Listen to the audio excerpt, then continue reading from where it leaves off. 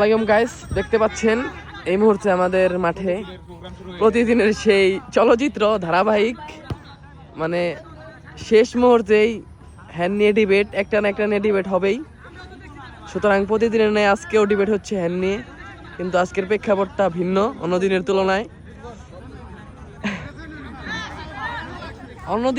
আজকে একটু দেরিতে হয়ে গেছে, কিন্তু প্রতিদিনের ন্যায় খেলা শেষ হয়ে যায়, কিন্তু আজকে খেলা এখনো চলমান, কারণ যেই দলের হ্যান হয়েছে সেই দল এখনো পিছনে 1-0 গোলে।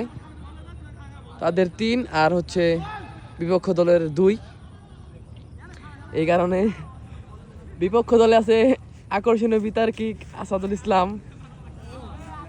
জার্সির পিছনে নাম লেখা নাই, কিন্তু তার হাঁটার স্টাইল দেখে আমরা বুঝছি এটাই সেই আসাদ।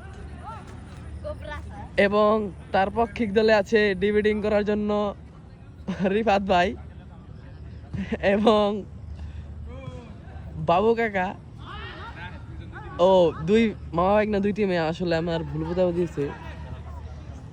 দেখতে থাকুন এবং আপনারা কমেন্টে জানান যে এই বিতর্কে কারা জিতবে, আসাদ ভাই নাকি রিফাত ভাই। আসাদ ভাই on head, oh my god.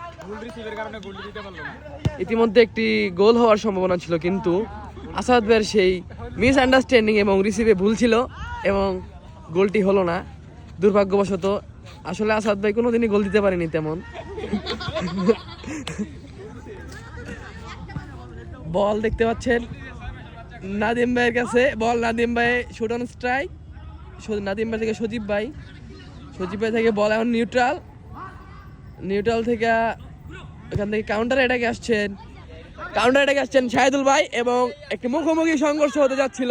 কামরানের আকর্ষণীয় একটি হেড, এবং আশিক ভাই বললেন যে না, বলটি এখন ক্লিয়ার করা দরকার, এবং আশিক ভাইয়ের আকর্ষণীয় ক্লিয়ারেন্স।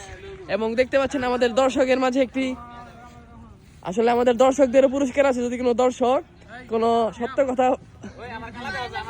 সত্য কথা বলতে পারে তাহলে তাদের জন্য পুরস্কার রয়েছে। মাঠে অনেক দর্শক, আসলে খেলা শেষে দর্শকের জন্য পুরস্কার আছে, যে সত্য কথা বলবে তার জন্য একটি আকর্ষণীয় পুরস্কার। কর্নার ওয়েন্টে রয়েছেন, থ্রোয়িং এ রয়েছেন রিফাত ভাই, দেখা যাক কি হয়। আসলে উনি একজন দক্ষ প্লেয়ার এবং দক্ষ বিতার্কিক। সিয়াম ক্লিয়ার করে দিল, আসাদ ভাইয়ের কাছে বল, দেখা যাক আসাদ ভাই কি করে, এবং আসাদ ভাই 1 পা 2 পা করে এগিয়ে আসছেন। দেখা যাক আসাদ ভাইয়ের কি হয়। আসাদ ভাই ক্লিয়ার করে দিলেন মিরাজ ভাইয়ের কাছে।